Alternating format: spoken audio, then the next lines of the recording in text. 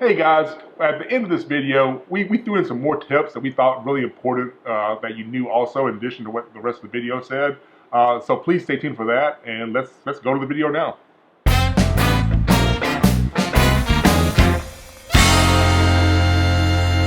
Hello, thank you for joining us for a Legacy Travel Top 5 video. This time we're going to talk about our top 5 tips for your first time going to Europe. And we didn't, as always, we did not compare notes at all. And, this question can be interpreted in a few different ways, so you may have gone different directions with it. So we'll just see. So today, of course, I'm Philip, and I've got Katie with me, and I've got Ken with me. So I'm just going to dive in, if you don't mind, and go first. Go for it. So when I did it, I did mine from the point of view that you haven't planned the trip yet. They may have gone a different direction. That's what I did.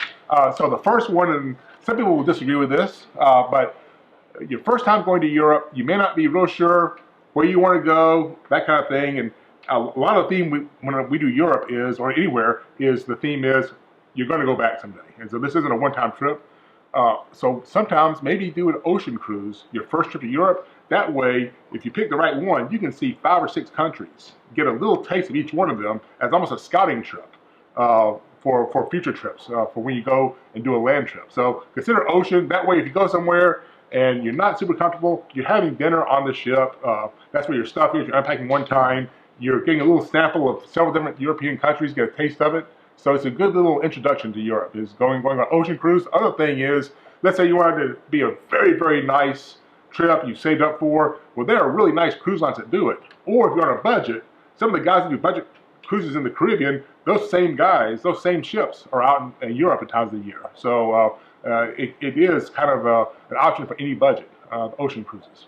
What's your number 5, Ken? So my number 5 is whatever place in Europe you find yourself, ask the hotel, make it a point to get away from the tourist spots and go have a meal at a local restaurant. Many times when we're in Europe, we want to see the highlights. You're in Paris, you want to see the Eiffel Tower, that's all great and fine and it makes perfect sense. But if you really want to experience it and really get a flavor for what it really is, make it a point to find out where the locals have a favorite restaurant and go have lunch or go have dinner there and take in the sights and sounds and smells and tastes. And the hotel really is a great resource. It is a good reference. Use your concierge. Yeah. They never steer you wrong. Absolutely. And be sure and thank them afterwards. Absolutely. That's a good one. Katie, what's yours? So mine, it has to pertain with getting foreign currency for your Yes. trip. So ATMs, local ATMs on the ground in Europe are often the, maybe we'll say, most economical way to take out cash. Your local bank branch can always order foreign currency for you before you travel. You can convert currency at the airport. But other than maybe an out-of-network ATM fee, you're not going to pay any kind of commission or service charge with an ATM. So I find that to be a good option. Absolutely, and we're so fortunate. The bank we use has no ATM fee at all. So it's so great when we go there. We're always doing take just a smidge of foreign currency with it, then we get it in the when we're in destination. So yeah, that's a great one. Ken, can you give me your number 4? What's your number 4? Katie, great minds think alike. Yeah. Uh-oh. That was virtually mine as well. I would just add to that be sure and let your bank know that you will be traveling overseas so that they don't flag anything as a nefarious purchase. So, but absolutely, if you want the best exchange rates, etc., charge where you can and use your ATM card. And as far as letting the bank know, let your credit card company also know that you're going over there. So again, you don't want to get it frozen while you're over there. Katie, what's your number 4? Number 4, going along with having cash in hand, be prepared to pay for public bathrooms. That's not something that we think about a lot. We're used to just walking into a gas station and using the bathroom, but oftentimes you do have to pay a little bit, maybe 50 cents, maybe €1 or 2. I will gladly always pay that money because one of the reasons they charge it is they have an attendant constantly keeping the bathroom clean. They have products that you can use in the bathroom. They're nice. It's great, but you need money. So, yep. Yeah, and change. Got to keep the change. So my number 4 is also about money a little bit, but it's, again, planning your trip. Try to increase the budget a little bit. What I mean by that is at least the daily budget. I've been fortunate to travel to Europe where it's a set itinerary. Different trips I've been on where it is, I just get there and do whatever I want to do and everything's wide open and I'm doing everything. Then the other way I've traveled, and this is the one that I really recommend, is we have contacts with people all over the world who their business is taking care of people in destination, where they will plan great things to do, and they will almost escort the trip, the people around, and that's the way to go. We call them destination specialists, and we have, I think it's like 110 now they have all over the world. And I did one in Greece where we had a driver and someone who was an expert in Greek mythology. It took us around for a full week. In Ireland, we had a private driver, and just that's the way to do it. So if you have a set budget for your 10-day trip, our people may say, let's make it a 7-day trip and do something with this destination specialist, this contact I have that will plan, will work with us to plan amazing things for you, and again, get you to the local restaurants like you were talking about. So anyway, the budget, per day budget, a little bit higher to use the destination specialist, the contacts that we have for that. Number 3. Number 3. Yeah. Okay, so going back to Ken's restaurant tip, which is a great one.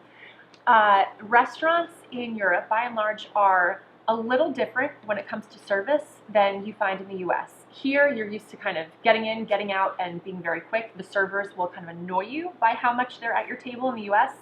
When you're in Europe, once they've taken your order and your food has been delivered, they're going to leave you alone. You could sit there for 2 hours and not see anyone. So if you want to leave, if you need something, don't be afraid to flag down the waiter or waitress. That's not rude.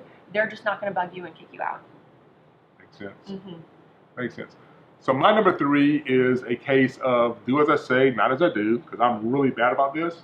But if you're going to an area that speaks a different language than you do, learn some of the phrases. It'll really help you as far as at least trying to speak their language.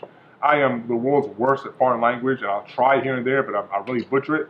But you just learn a little bit, and that will go a long way to show that you care, that you're trying, and people really jump in and help you when you learn a little bit of their language before you go. What's your number 3, Ken? So my number 3 is, and this is very typical of first timers going to Europe, is don't overplan your vacation. Make sure you build in some downtime, a free day or 2 goes a long way. I know on paper everything looks very reasonable, but when you get there and you're jet lagged and it's raining or whatever other logistical issues exist, it's going to slow you down. And the last thing you want to do is go on a vacation and be frustrated or feel like you're racing a clock. So it's a very typical thing. People look at a map and they're like, oh, this day I'll go to Germany, the next day I'll go to Austria, and then that's not how to do it. So less is more. Slow it down, stop and smell the roses, and give yourself some downtime and be spontaneous. Nice one. Okay, number 2. My number 2, and stay with me on this one because it's going to sound like I'm getting you to raise your budget again, but I'm really not. Aim for the nicer hotel, and what I mean by the reason we're doing that, we're actually going to save some money by doing this. We have some hotels we have great relationships with, and a lot of them in Europe, where it's a little bit more expensive, but it's going to include an amazing breakfast. So you can knock out a meal by doing, what I'll do a lot of times is I'll get up, go out, wander around the city a little bit, come back, have a huge breakfast, and then go out for the day and skip lunch. So you're knocking out at least 1 meal by doing that. So you're saving money by that. You got somebody staying with you in the room, you're knocking out 2 meals. Breakfast is included, huge breakfast. So it is a nice day. You're staying in a nicer hotel, which is nice, but you're saving money by knocking out that meal, and you can do it easily because the breakfast is usually a breakfast buffet that's huge and really, really good. So one of our nicer hotels that has breakfast included, the way to do it. What's your number 2? So my number 2, again, Katie, great minds think alike, was learning, or was it you that said learning the language? Me, yeah. It was you, excuse me. So Don't worry. it wasn't a great mind, it was me. There you go. And a modest one, too. So, learn phrases that you'll find useful, like, where is the bathroom? Mm-hmm. Excuse me. They will, if you try to meet them halfway, you'll get a much nicer response. It goes a long way. That's a tip that I found to be extremely useful. My number 2 goes back to Ken's number 3. So it really is tempting, and this is something I struggle with when I plan my own trips too. When you are all the way over there in Europe and you look at the map and you're like, oh yeah, sure, I can go from France to Monaco to Belgium to everywhere. And you don't realize how big the continent actually is. Trains do run. Train rides are long. They're not all an hour. Some of them are 12 hours long. Sometimes you have to fly. So I understand wanting to squeeze in as much as you can while you travel, but you have to be reasonable. Certain countries, certain cities will work better together. There's nothing wrong with having a reason to go back. Fantastic. What is your number one? So my number one tip is, when in Rome, don't be a gladiator. Don't confuse the continent with the Epcot Center. You're in Europe. You're in a foreign country. You're their guest. So you're there to learn about Europe, presumably, when you're there anyway. Our country, as you know, we don't always have the best reputation.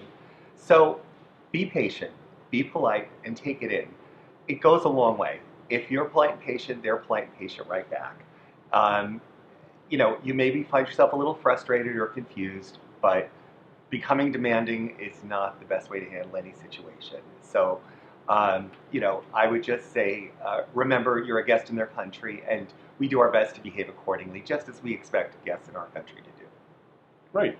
What's your number one? I could not love that more, first of all. So, and number one, going for the trifecta of great minds, for me, is to learn some phrases in the local language. That is one of the most important things I think you can do. You will find people everywhere that speak English. There's really not a need to learn the language, but it is polite. It goes a long way. French people, just so you know, they love when you say bonjour. You don't just jump into a conversation. You say hello first. So it's not hard in so many languages to say a few things. And if you're in somewhere like Poland and you pick up a few phrases in Polish, they'll only appreciate it the more. So that really goes a long way to show respect and a willingness to learn about their culture. So I can't stress that enough. Fantastic. And again, we didn't compare lists. My number one was, these two said it also, don't try and plan too many destinations. Make it, you're going to go back. We're doing the trip as if you're going to go back. You will ruin the trip if you try to pack too many destinations into it. It'll be, all I did in Europe was I was on an airplane the whole time, I was in a train the whole time. Less destinations, more time in the destination. It's so important to do that. You will really thank us if you do it that way. So again, cut it down a little bit as far as the number of destinations, more time in each destination. So anyway, we had a lot of crossover this time, didn't we? Yeah. These are good tips. So thank y'all for joining us, and we'll see y'all on the next Top 5 video. Bye now.